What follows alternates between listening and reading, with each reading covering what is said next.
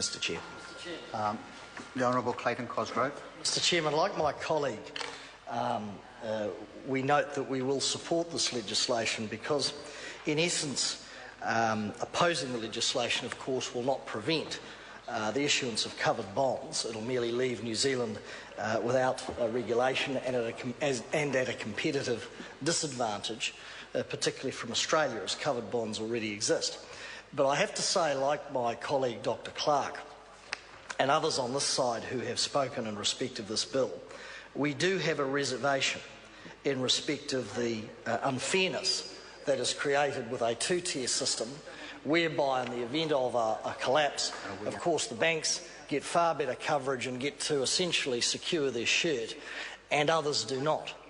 Now, you could make an argument, and there is a bit of precedent, Mr Chair, for this, in respect of the big end of town being looked after. There are precedents with this government in terms of looking after the big end of town, whether it be those in the film industry, whether it be a negotiated disaster with Sky City, where Sky City effectively took the negotiators and the government to the cleaners.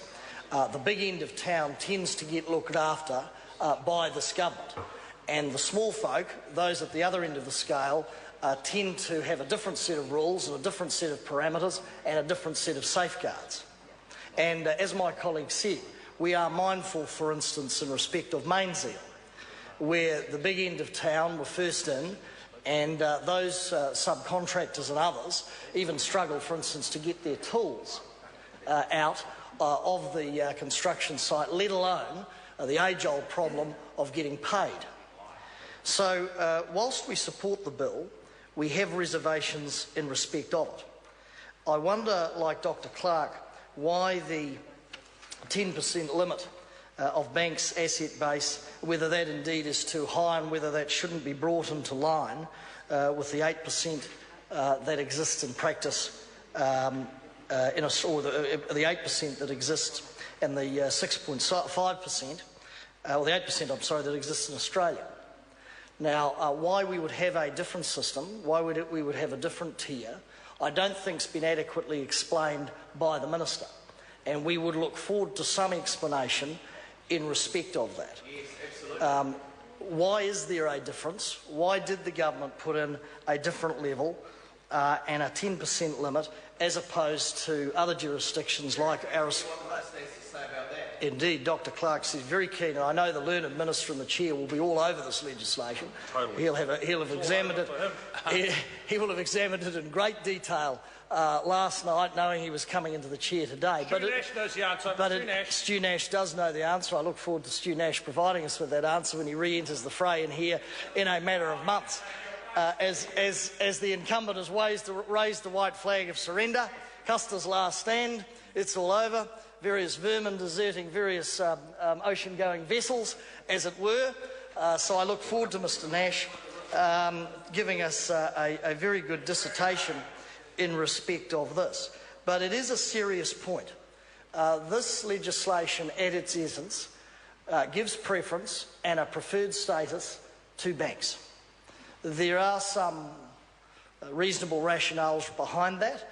There are also some large risks and unfairnesses behind that, especially when everybody else sits in the second row, as it were, in terms of the hierarchy, if there is a collapse. So, that being the case, we'll support this bill because covered bonds already exist, and as I've said, if this was opposing it would not stop that, but not having an appropriate regulatory framework and safeguards around it would put us at a disadvantage. But I come back to it. Why is it, and I'd like an explanation from the Minister, he may want to consult the learned officials, why is it a two-tiered threshold? Because I think people are getting quite weary of the fact that if you're a big multinational corporate, say Rio Tinto, anything is possible. Anything is possible for you. Money rains from the sky and other places in order to help the big boys out. I think Rio made, what, 4.3 billion, I think it was last year. Those poor souls who are scratching for every dollar that they make. I think it was about 4.3 billion or thereabouts. Yet the government went and the government gave them a big chunk of dough, $30 million, of course, Mr Chair. Honourable Clayton Cosgrove. $30 million, threw money at them as if it was growing on the proverbial trees, tossed it away. Yeah, I'm coming back to it. Yeah. And the point is, of course, my point that I'm illustrating, sir, is in respect of covered bonds where there is a two-tiered preference system, where banks stand ahead, the big end of town stands ahead of others. And returning to my Rio Tinto point as an illustration of that, what did we get for the $30 million? We were told, maybe Mr Bennett could tell us, we were told that there would be job security for those folks. Order. Indeed, job security for those folks, which never materialised, because the Minister never asked. And as the Chair quite rightly suggests, there may well be a linkage to that in this bill. But the point is this, that in the case of Rio and in the case of this bill, preference is given to the big end of town. I would suggest there's probably some more palatable reasons why that is the case to some degree in this bill, but certainly not in the case of Rio, certainly not in the case of the film industry, certainly not in the case of Sky City, and certainly, as my colleague points out, in the case of Chorus, where there is a simple solution, and that solution is not preference. That solution is an enforcement of a contract in the same way as a contract would be enforced in the private sector. It's real easy. You negotiate a deal. If the other party aren't smart enough to outsmart you in negotiating the deal, and you get the better deal, and they can't deliver on it, you, or the party that is, enforces the contract. They don't run around with the begging bowl as they did with Rio Tinto and start throwing dough at them because the other party messed up.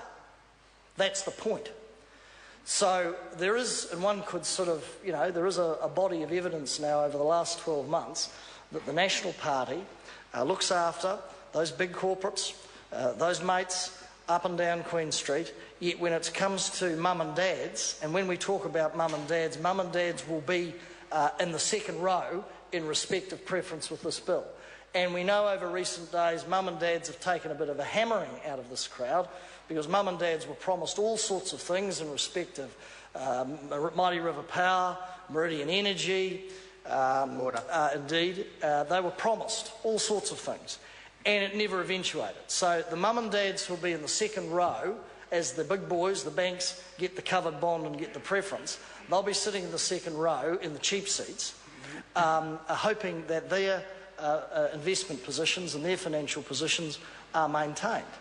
And if you were an observer outside this place, you could get the impression pretty quickly that the National Party was only concerned with those in the skyscrapers, with those behind the mirrored glass, up Queen Street and a few other places. Because that actually, it's sort of a bit like the bill we discussed last night, which I won't go into, apart from the theme, which was, practice what you preach. Walk the talk. The financial reporting bill. High standards here, outside, required of other parties, but low standards in this place. So I say to the government, we'll support this, but I would, and I think it is worth, Minister, for the record, that he gets on record an explanation and a detailed one for the difference in the 10% limit of the bank's asset base as opposed to the 6.75 in Australia. Why the difference? I think it's a simple question. The officials will be able to tell him if he doesn't know, but I think for the record as we go through this legislation, that is very important. This legislation will have a benefit to some. Hopefully it will provide another mechanism for financial stability, but there will be those left wondering why that preference exists and why that difference in the limits exists in respect of Australia. So I say in conclusion that we look forward to the Minister providing some detailed explanations specifically on that matter, and if he chooses not to provide those explanations, can I say to him that that will be quite telling in terms of his stewardship of this legislation? Andrew Williams.